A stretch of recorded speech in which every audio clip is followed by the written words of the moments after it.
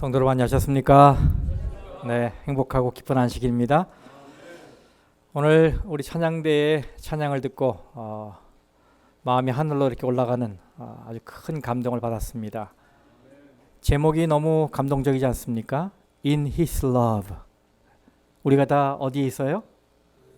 주의 사랑 안에 있습니다. 한 주 동안 그렇게 살아오셨죠? 네, 이 세상은 지금 코로나 바이러스로 혼란스러운데 또 뭐 세계적인 대재앙으로 번질 기로에 있다고 하는데 하나님께서 주님의 사랑 안에서 우리를 한 주 동안 보호하셔서 우리 모두가 하나님의 성전에서 만나게 돼 얼마나 감사한지요. 네, 같은 현상인데 선과 악이 싸우고 있습니다. 우리가 이런 현상에 커튼을 조금만 쳐보면, 믿음의 눈으로 바라보면 똑같은 현상을 놓고 사탄 마귀는 신앙을 무너뜨리고 예배를 무너뜨리려고 애를 쓰고 있고, 믿음의 눈으로 바라보면 하나님은 우리 모두가 이런 때에 눈을 들고 하늘을 바라보고 하나님을 의지하길 바라고, 또 마지막이 속히 임했으니까, 또 주의 재림이 속히 임했으니까 재림을 준비하라고 속삭이시는 음성이 들리는 것입니다. 이럴 때 우리 모두가 믿음의 눈으로 하나님을 바라보고 하나님을 의지하게 되기를 간절히 바라겠습니다. 오늘 그 안식학교 시간에 조슈아 팍, 이분의 그 간증을 들으면서 참 많은 은혜를 받았어요. 온갖 그 위협과 방해에도 불구하고 신앙의 양심을 지키기 위해 애쓴, 그래서 결국은 승리한 우리 조슈아 팍의 믿음에 큰 박수를 보냅니다. 그분의 간증을 들으면서 핵소고지에서 75명의 생명을 구한 데스몬드 도스가 생각이 났어요. 여러분 잘 아시죠? 2차 세계대전 1945년에 오키나와 전투 때 핵소고지에서 의무병으로 75명을 구한, 그래서 결국 그 승리한 미국의 영웅이 된 데스몬드 도스. 그도 재림 청년이잖아요. 그렇죠? 믿음을 굽히지 않고 신념을 굽히지 않고 온갖 그 고난에도 불구하고 참고 인내하고 나갔을 때 결국은 많은 군인들의 존경의 대상이 되고 하나님이 승리하신 것을 우리가 보게 되잖아요. 그처럼 우리 이 조슈아 팍도 하나님의 더 큰 일꾼이 되기를 간절히 바랍니다. 이것이 제자의 삶이죠. 신앙을 생명처럼 여기고 예수님을 위해 십자가까지 나아가겠다는 이런 굳은 신념, 이런 신앙, 이것이 바로 우리 모두가 나아가야 할 길이라고 저는 생각이 됩니다. 이런 청년들로 이 교회가 밝은 것을 보게 되어 감사를 드립니다. 저는 이번에 참 제자로 사는 길이라는 총 주제를 가지고 말씀을 나눴습니다. 첫 번째 시간에는 예수를 최우선에 두라라는 제목으로 말씀을 드렸죠. 두 번째 시간에는 예수의 둘로스가 되라라고 말씀을 드렸어요. 성경 원어로 주님, 주인을 큐리오스라고 하고, 그것에 상대되는 용어로 둘로스가 있는데, 둘로스가 무슨 뜻이라고요? 노예라고 말씀을 드렸어요. 성경은 종이라고 번역이 되어 있지만 노예입니다.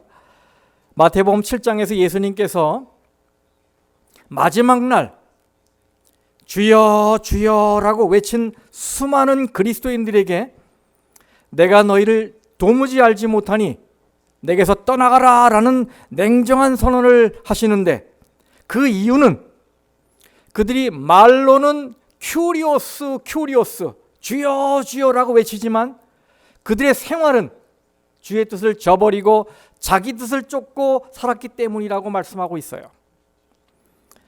그러므로 우리에게 주님께서 가라 혹은 하라 라고 말씀하셨다면 우리가 어떻게 해야 되겠습니까? 해야 되고 가야 합니다. 만일 그렇지 않다면 우리는 신앙생활을 하고 있는 게 아니라 한 교회라고 하는 클럽의 회원으로 살고 있는 거예요. 왜냐하면 안 됩니다라는 말과 주여라는 말은 같이 쓸 수가 없는 말이기 때문에 그래요. 둘로스의 입에서는 절대로 안 됩니다가 나와서는 절대로 안 됩니다. 무슨 얘기 아시겠죠? 예수님이 여러분의 주님이시라면 여러분의 대답은 언제나 뭐가 돼야 되겠습니까? 예, 주님. Yes, Lord.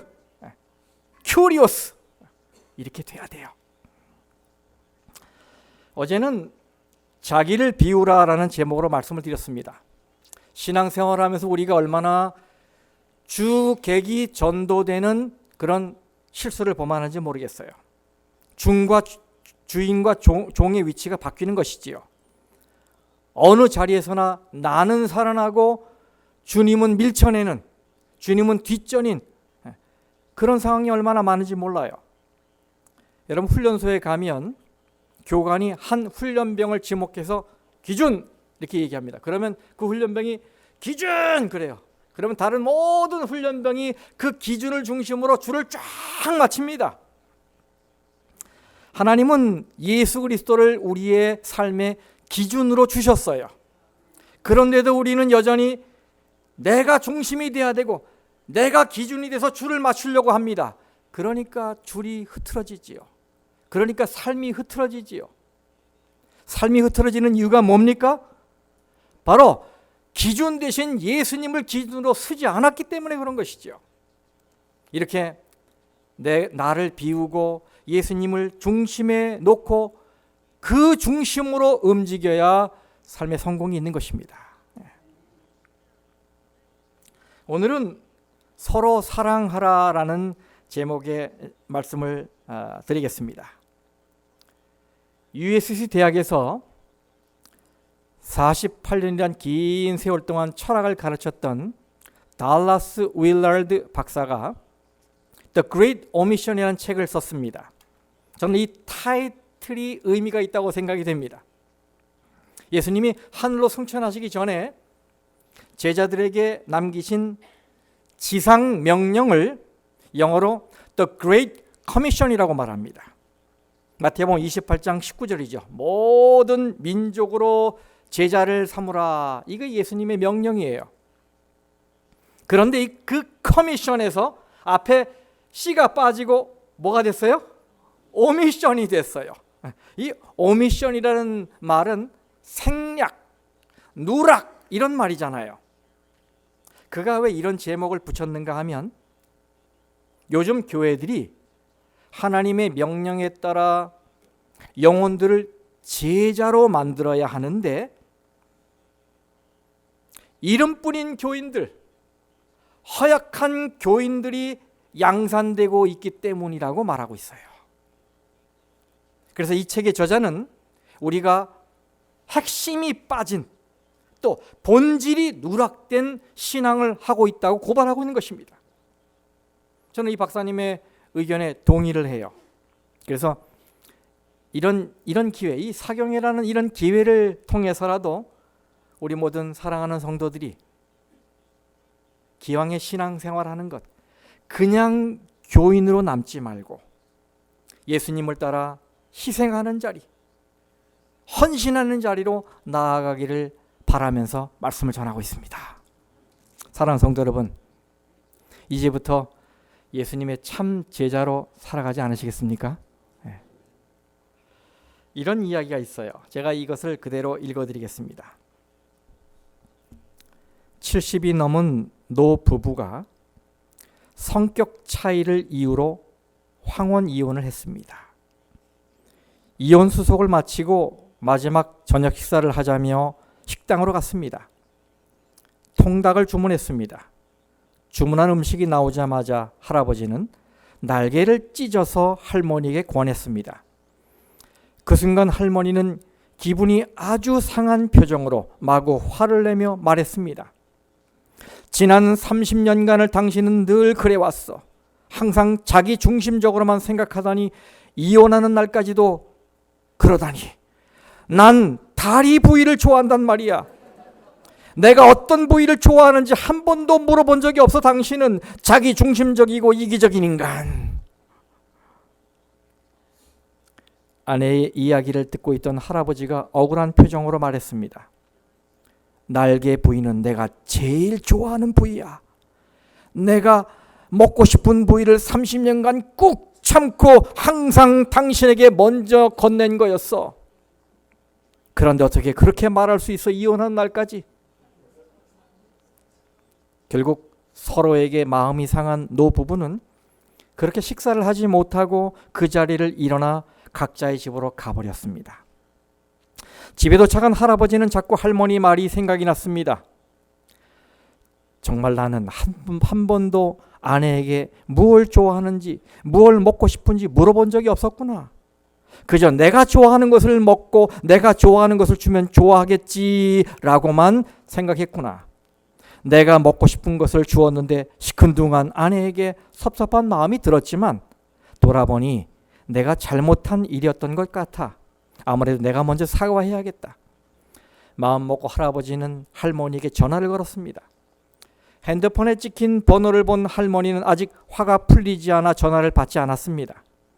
또다시 전화가 걸려오자 이번에는 아주 배터리를 빼버렸습니다. 다음날 아침 일찍 잠이 깬 할머니는 그러고 보니 30년간 남편이 날개를 좋아하는지도 몰랐네. 나는 먹기 싫어서 나에게 주는 줄로만 알았는데 나에게 그렇게 마음을 써주는 줄 몰랐네. 섭섭했던 마음이나 풀어줘야겠다 하고 전화를 했는데 이번에는 할아버지가 전화를 받지 않는 것이었습니다. 아유, 쫌생이 영감, 내가 전화를 안 받았다고 삐졌구나. 전화를 끊자 바로 전화가 왔습니다. 낯선 사람의 목소리였습니다. 전 남편께서 돌아가셨습니다. 할머니가 집에 도착해 보니 핸드폰을 꼭 잡고 죽어있는 남편을 보았습니다. 그 핸드폰에는 미처 보내지 못한 문자 메시지가 남아 있었습니다. 여보, 미안해, 사랑해. 예, 많은 생각을 하게 하는 이야기지요. 우리는 보통 사랑을 하더라도 나 중심적으로 사랑합니다. 사랑을 하는 사람도 그렇고 사랑을 받는 사람도 그렇습니다. 내가 생각하는 방향으로 사랑하고 내가 생각하는 방향으로 사랑을 받습니다. 그래서 빗나간 사랑을 하고도 진정으로 사랑하고 있다고 말하고 많은 사랑을 받고 있음에도 한 번도 사랑을 받지 못했다고 말하는 것입니다. 그럼 여러분, 어떤 사랑이 제대로 된 사랑일까요? 사회심리학자 에리 프롬이 사랑의 기술이라는 책을 썼지요. 그 책에 보면 제대로 된 사랑이 뭔지 이렇게 정의를 내리고 있어요.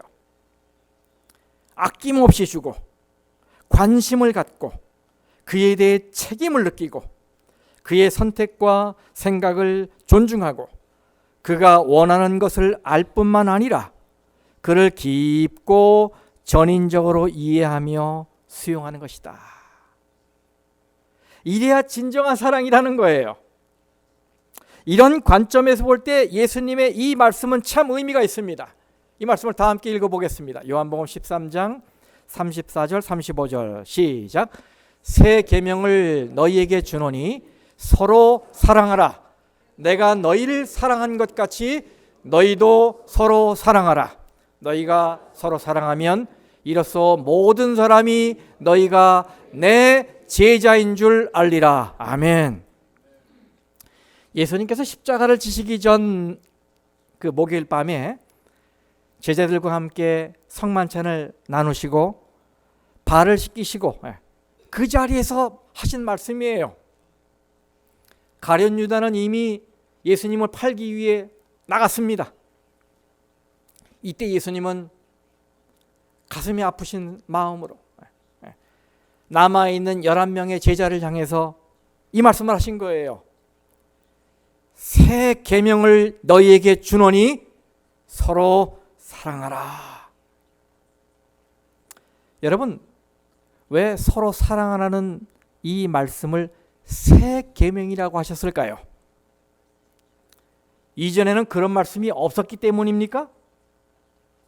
이 말씀의 의미는 성경의 원어를 살펴보면 분명해집니다. 신약 성경의 언어인 헬라어에는 new, 이 새롭다는 단어가 두 개가 있습니다. 하나는 시간적으로 새롭다는 의미의 네오스라는 말이 있고, 다른 하나는 본질적으로 새롭다는 의미의 카이노스라는 말이 있습니다. 이 네오스 여기서 영어의 뉴스가 나왔어요.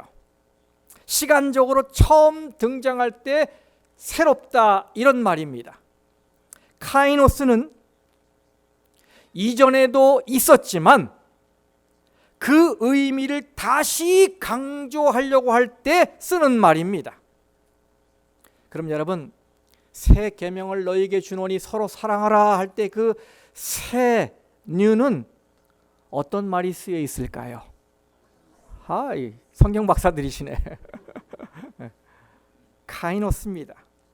그러므로 예수님의 이 서로 사랑하라 이 말씀은 시간적으로 처음 주신 계명이라는 말씀이 아니고, 과거에도 있었지만 그동안 이 말씀의 의미가 하나님의 자녀들의 삶 속에서 충분히 실천되지 못했기 때문에 다시 강조한다라는 의미로 주신 말씀이에요. 예수님의 이런 의도가 다른 서신에도 나타납니다. 요한복음을 기록한 사도 요한이 요한일서도 쓰신 거 알죠? 네.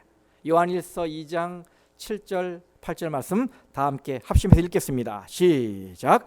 사랑하는 자들아, 내가 새 계명을 너희에게 쓰는 것이 아니라 너희가 처음부터 가진 옛 계명이니, 이 옛 계명은 너희가 들은 바 말씀이거니와 다시 내가 너희에게 새 계명을 쓰노니.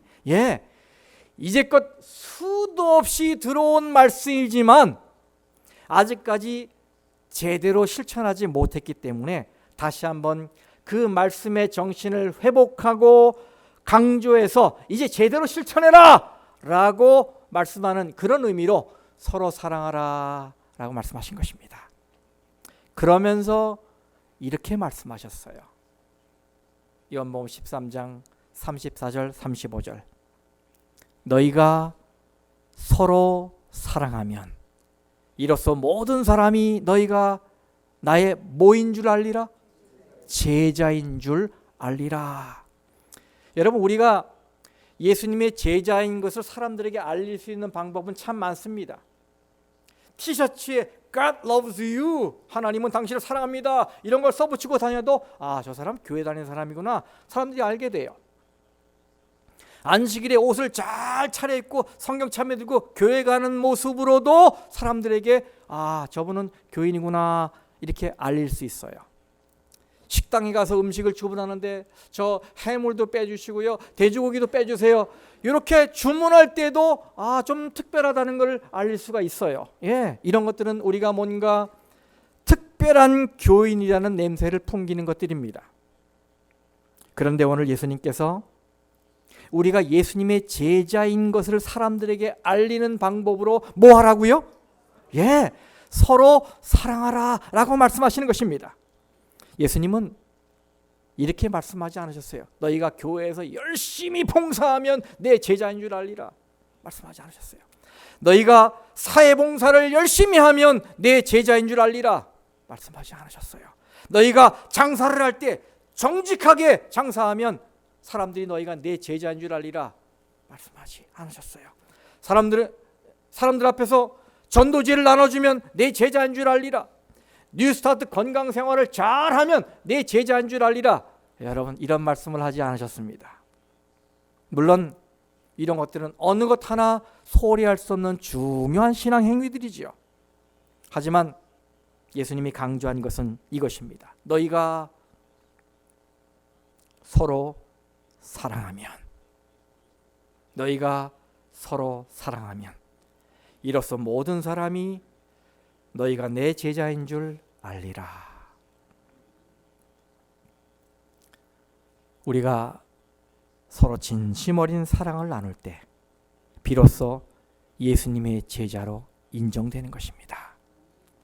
아까 정의대로 아낌없이 주고, 서로 관심을 갖고, 서로 책임을 느끼고, 서로 존중하고 서로 깊이 이해하며 서로를 용납하는 이 사랑을 나눌 때 비로소 사람들은 우리가 예수님의 제자인 줄 알게 되리라 라고 말씀하시는 것입니다.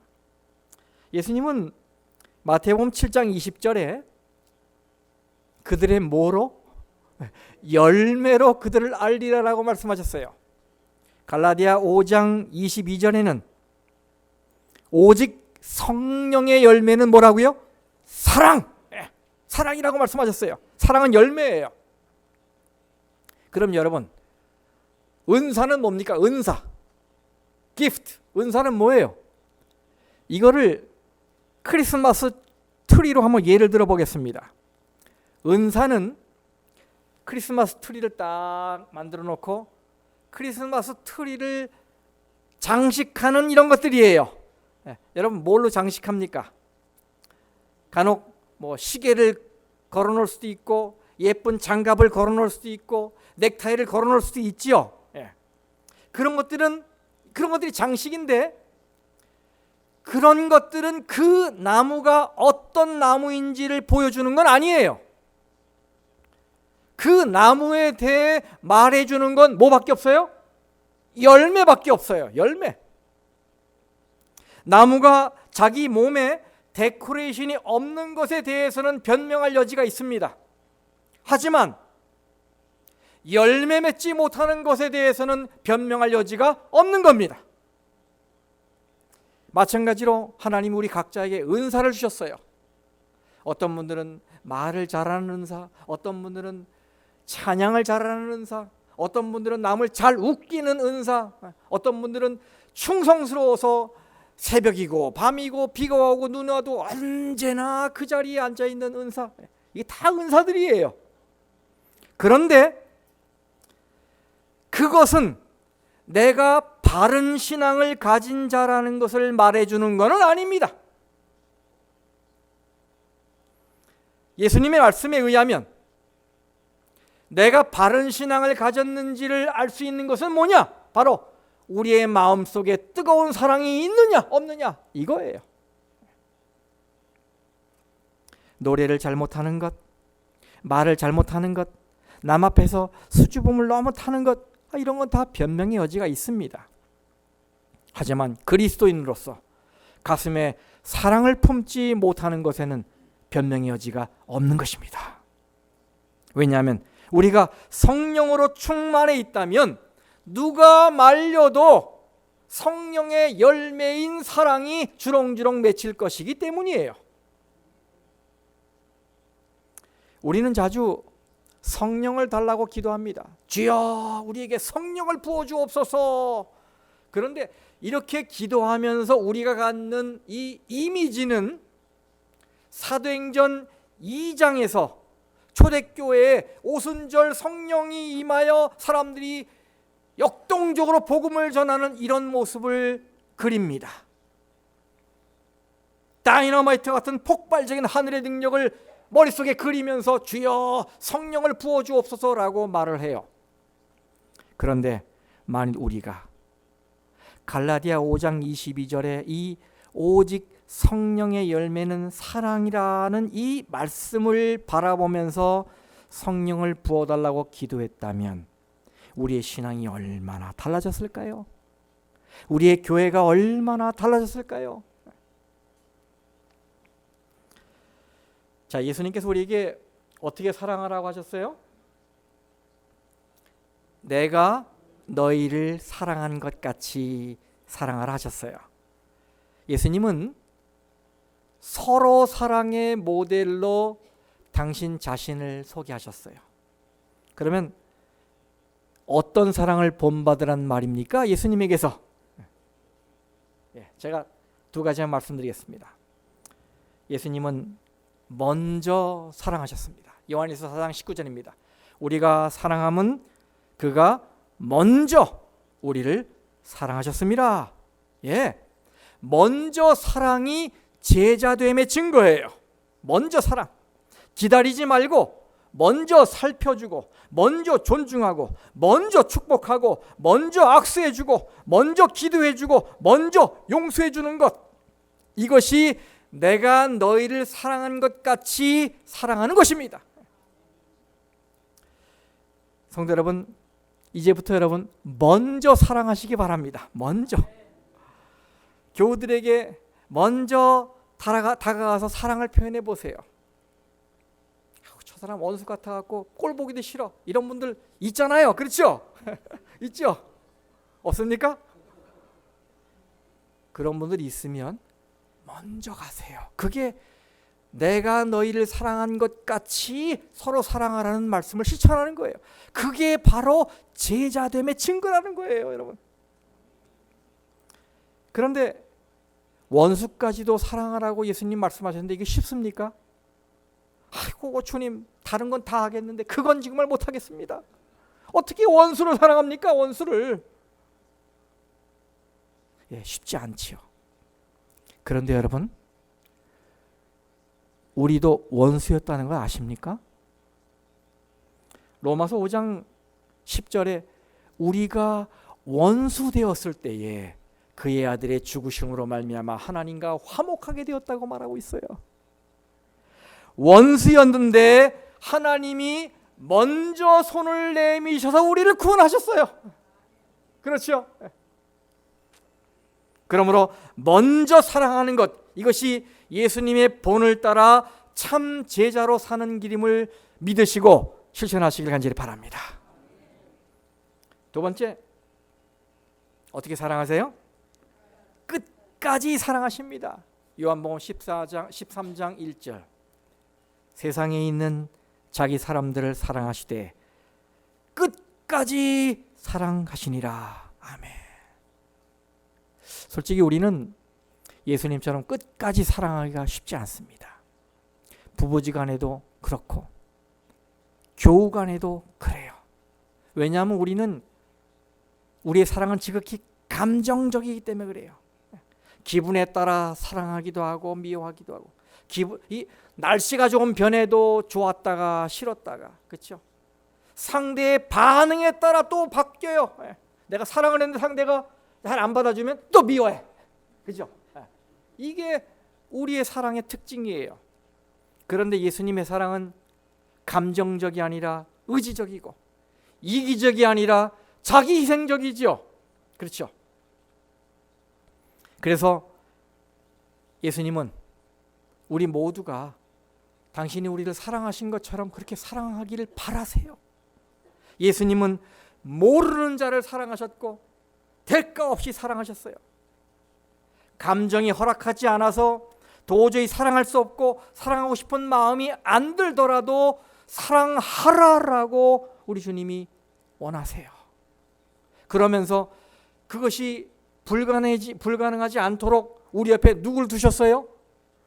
성령 하나님을 주셨어요. 우리 옆에. 여러분 여기 보세요. 로마서 8장 26절에 이와 같이 누구도, 성령도 우리 연약함을 뭐 하시나니? 도우시나니. 천성적으로는 할 수 없지만 성령의 도움으로 할 수 있는 겁니다. 그러므로 우리가 기도하면서 성령의 능력을 믿고 연습하면 되는 것입니다. 돼요. 다시 한번 예수님의 말씀을 들어보십시다. 새 계명을 너희에게 주노니 서로 사랑하라. 내가 너희를 사랑한 것 같이 너희도 서로 사랑하라. 다 같이. 너희가 서로 사랑하면 이로써 모든 사람이 너희가 내 제자인 줄 알리라. 산악인 박정원 씨와 그의 고향 후배인 최강식 씨 이야기입니다. 이 둘은 2005년 1월에 1년 365일 단 한순간도 햇볕이 들지 않는 히말라야 촐라체 암벽 등반에 성공했습니다. 그리고 하산하는 도중에 이 후배 최 씨가 그만 발을 헛디는 바람에 갑자기 눈 속에서 사라지는 사고가 발생했어요. 50m 깊이의 크레바스 속으로 빨려 들어간 겁니다. 이 크레바스라는 건 빙하가 갈라진 틈을 말하는 거예요. 틈. 그래서 산악인들에게 이 틈은 죽음의 계곡으로 알려져 있어요. 이 둘은 서로의 허리에 자일이라는 등산용 로프가 서로 연결되어 있습니다. 그런데 한 사람이 사라졌으니까 같이 로프에 연결된 이 박씨도 어떻게 되겠습니까? 같이 딸려 들어가지요. 눈 깜짝할 사이에 크레바스 속으로 막 빨려 들어갔습니다. 그런데 천만다행으로 이 박씨는 크레바스 2m 앞 경사면에 부딪히면서 멈춰섰어요. 그런데 그 부딪힌 그 충격 때문에 갈비뼈 2개가 부러지는 중상을 입고 의식을 잃었어요. 길이 25m, 자일이 팽팽하게 당겨졌습니다. 당시 이 박정원 씨의 몸무게는 70kg이었고 허공에 매달린 최강식 씨의 몸무게는 78kg이었습니다. 이 최 씨는 크레바스 속으로 떨어지면서 울퉁불퉁하게 튀어나온 이 크레바스에 부딪혀서 양쪽 발목과 발꿈치 뼈들이 다 으스러진 상태였어요. 크레바스 밖에 있는 이 박씨 입장에서는 빙벽을 올라가느라 힘이 다 소진된 마당에 자신보다 더 무거운 장정이 자신을 사정없이 끌어당기고 있었으니 얼마나 힘들었겠습니까? 순식간에 생사의 기로에 서게 된 거예요. 이때 박 씨가 할 수 있는 건 둘 중 하나입니다. 하나는 그 후배를 살리기 위해 죽을 각오를 하고 그 후배를 끌어올리는 것이고, 다른 하나는 나라도 살기 위해서 그 줄을 끊고 혼자 내려가는 겁니다. 여러분은 어떻게 하시겠습니까? 여러분은 뭐 줄 끊고 내려갔다고 해서 박 씨를 비난할 사람은 없을 거예요. 그렇죠? 둘 중에 한 사람이라도 살게 됐으니 얼마나 다행이지 않겠습니까? 그런데 크레바스 속에서 절규가 메아리 쳤어요. 형님 살려주이소, 다리가 부러졌어요. 경상도 사투리로 이 후배의 절규가 메아리쳐 들려왔습니다. 순간 박정원 씨는 정신이 번쩍 들었어요. 그리고는 남은 모든 힘을 10손가락에 쏟아 부으며 자의를 움켜쥐었습니다. 그리고 죽을 각오를 하며 이를 악물고 끌어당기기 시작했습니다. 그런데 힘을 쓸 때마다 이 부러진 갈비뼈가 우두둑 우두둑 소리를 내며 온몸에 고통을 전했어요. 하지만 이를 악물고 참고 드디어 2시간에 걸친 사투 끝에 이 최 씨를 크레바스 밖으로 끌어내는 데 성공했어요. 그런데 박 씨는 양쪽 엄지손가락을 제외한 나머지 8손가락이 다 망가지고 동상이 걸려서 시퍼렇게 멍이 들었어요. 그리고 하산한 이후에 후송돼서 병원에 가갖고 손가락 8개를 절단하는 수술을 받게 됐습니다. 산악인으로서 손가락 8개가 없다는 건 치명적이죠. 꼭 그래야 했을까? 안 되면 자기라도 살고 그냥 내려오지. 요즘 같은 세상에서 다들 저 살려고 하지 남을 살리면서 자기 죽겠다고 하는 사람이 몇 명이나 있습니까? 그런데 박정원 씨는 예수님을 닮았어요. 그리고 이 세상에서도 그런 사랑으로 살 수 있다는 걸 보여줬어요. 성도 여러분, 사랑이 없는 자는 주님을 잘못 배운 사람들입니다. 사랑이 식은 그리스도인은 이미 주님의 제자가 아닙니다. 참 제자로 사는 길, 그건 서로